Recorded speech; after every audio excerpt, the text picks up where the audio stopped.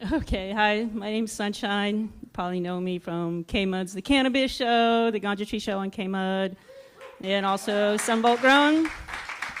And that talk on posture is super important. I've been spending the past just probably like year and a half putting a lot of time into my posture. And like a good example, say, is like driving. If you drive like this, you're going to everything, but put your hands down on the steering wheel. And now everything's coming at you and you're receiving what's coming. Anyway, just simple stuff.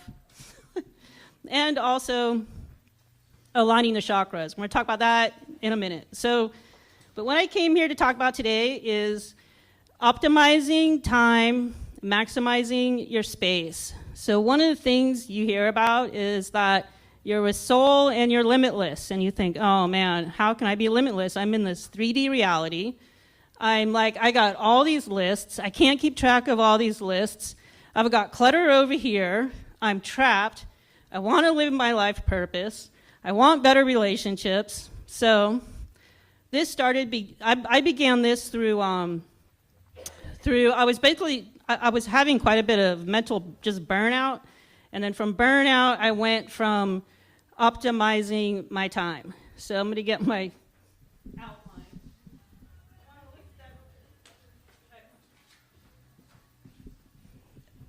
Yeah, so part of this is that the reason why we live in this, our souls came to this 3D reality and why we have these limits is because it's these limits that show us how to be limitless. And this is how you move into your abundance. This is how you can manifest your purpose.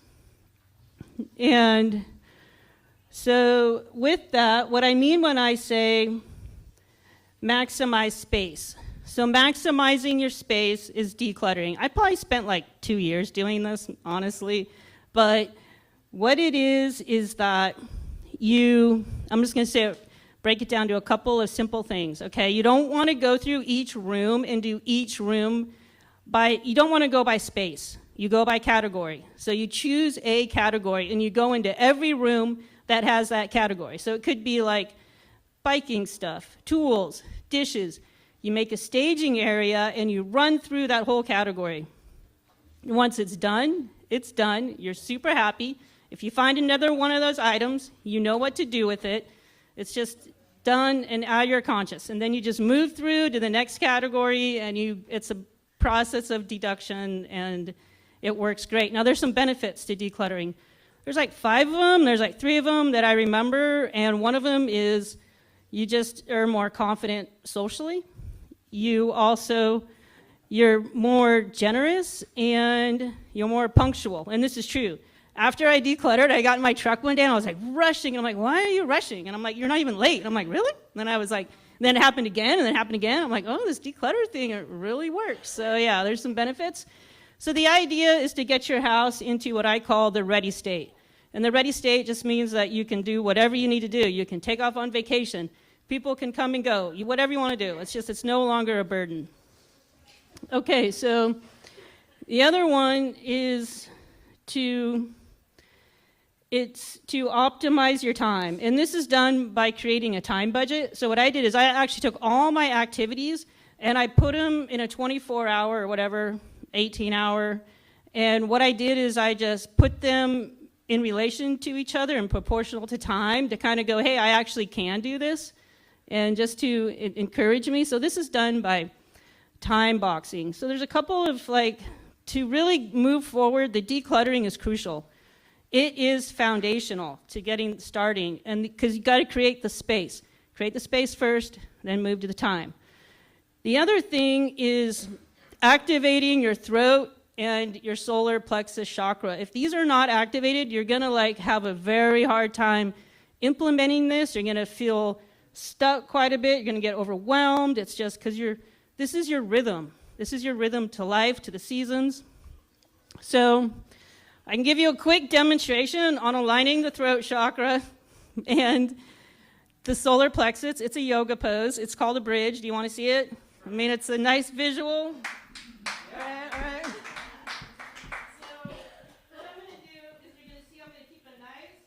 My neck is going to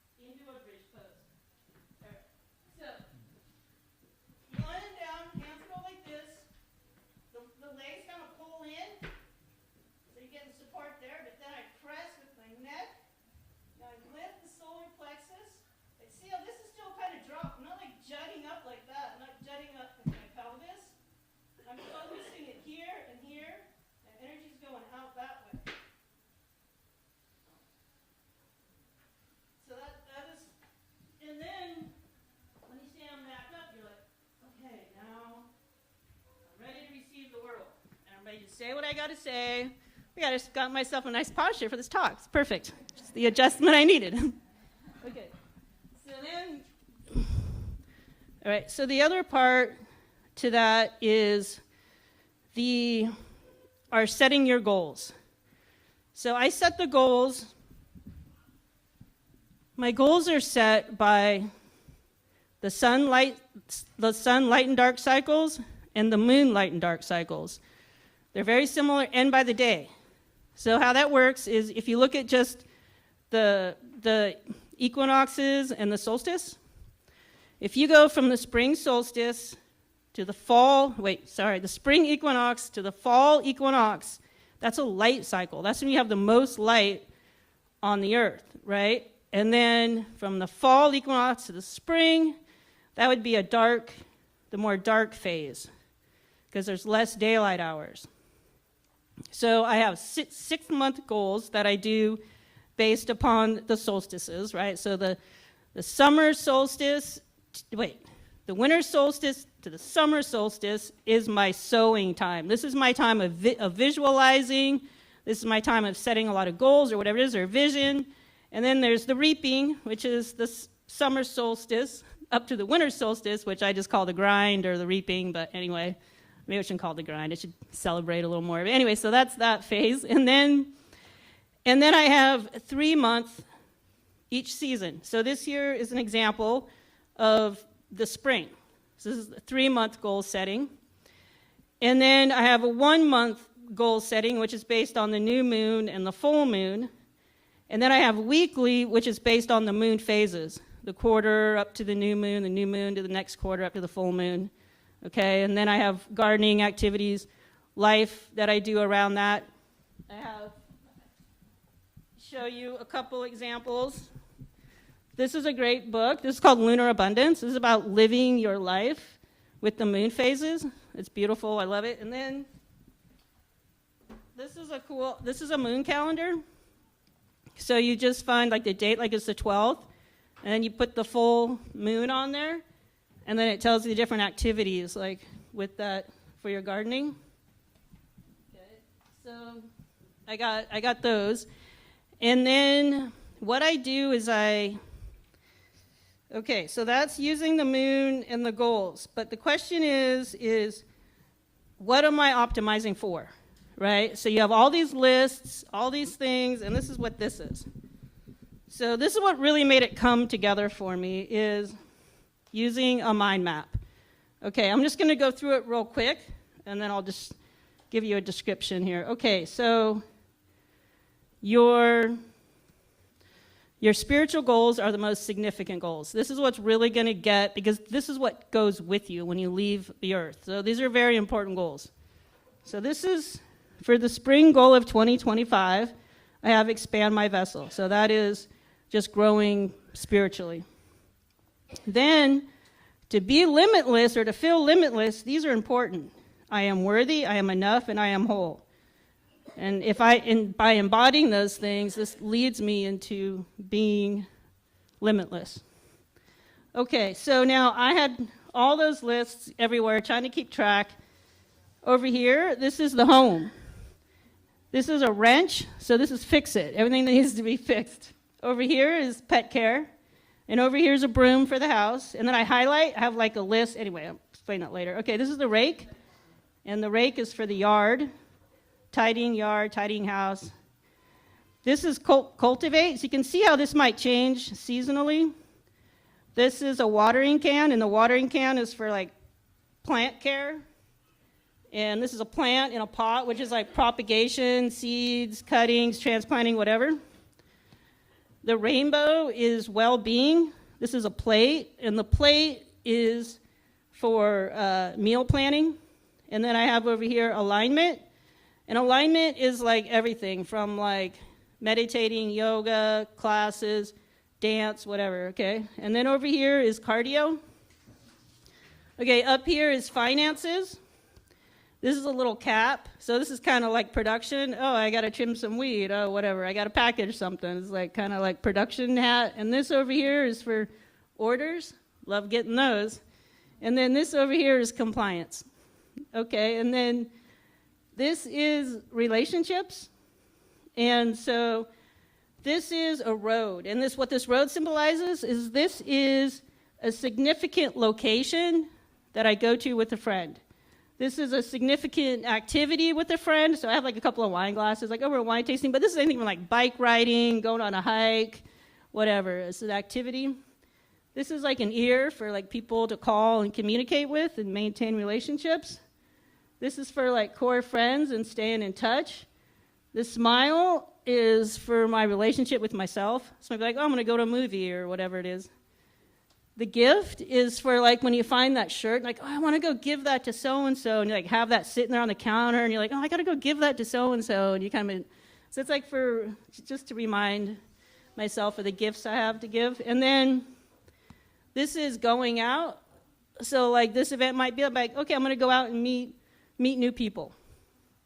Okay, so that's kind of like the mind map.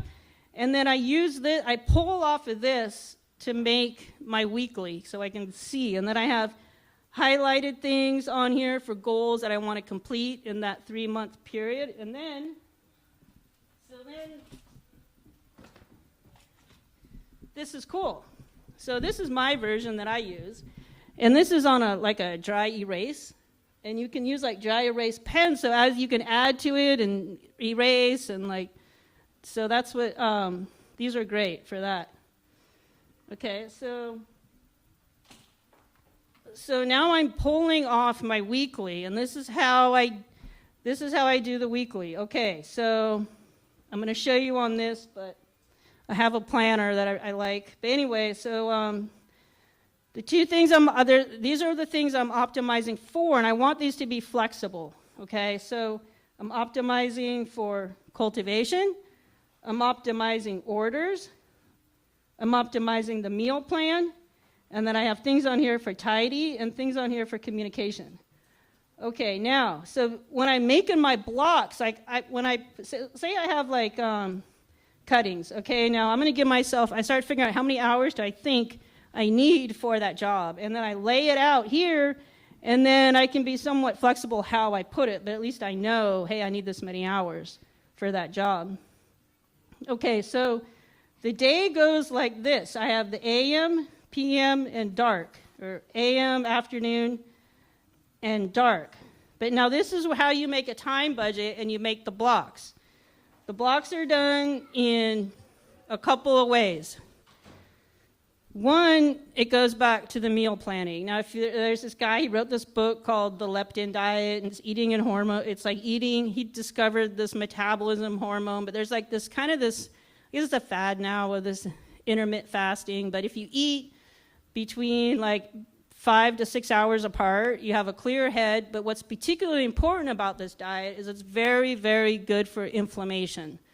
And so it's just good about having good energy. And so then I can make my blocks based on when I'm going to eat, and then I meal plan for those. Okay, now the other part that's important is that so you don't have like mental burnout with all these activities, is you work with something called ebb and flow. And there is some science behind ebb and flow, and what this is that you have 1.5 hours to 2 hours of your flow state. Between each 1.5 hours to 2 hours is an ebb. So it's ebb and flow. During the ebb is 20 minutes of, it's kind of like downtime, so it's doing activities that are mentally not that fatiguing. You can kind of just roll with it, like they're just kind of easy. It's like a recovery time, and then you're going to go back into another flow of 1.5 hours to 2 hours. This guy, there's this book called Live Your Best Life. I have a list of references. I didn't get it printed, but if you want it, I can get it to you. But in here, he talks about a couple of cool things. One is that your best hours of the day for focus are from 11 to 2 p.m. So you take those 3 hours and whatever activity it is you want to optimize for that day, those are good hours to keep in mind. And the other thing he brought up too is that the best time of day for vigorous exercise, this is like, we're going to push yourself a little harder. This is like from like 2 p.m. in the winter, maybe like 4 p.m. in the summer. So that's kind of that's kind of how I design the blocks, is the ebb and flow and meal planning. And then that kind of sets it up for a good day. And okay, I think that's kind of about it. So in closing, I'm going to say that embody the day, you're already enlightened.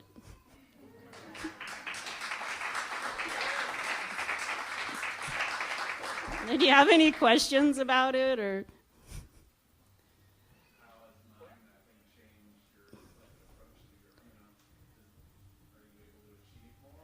Yeah, the mind mapping helps a lot. To be able to just see it all on one page, huge help.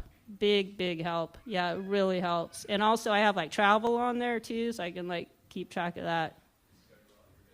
Yeah, because I can pull things off of it because I can see it all. And I'm like, oh yeah, I need to do this. And there's another also important part to this too, which goes in the monthly. And that is that when you have projects, often those projects require a decision to be made.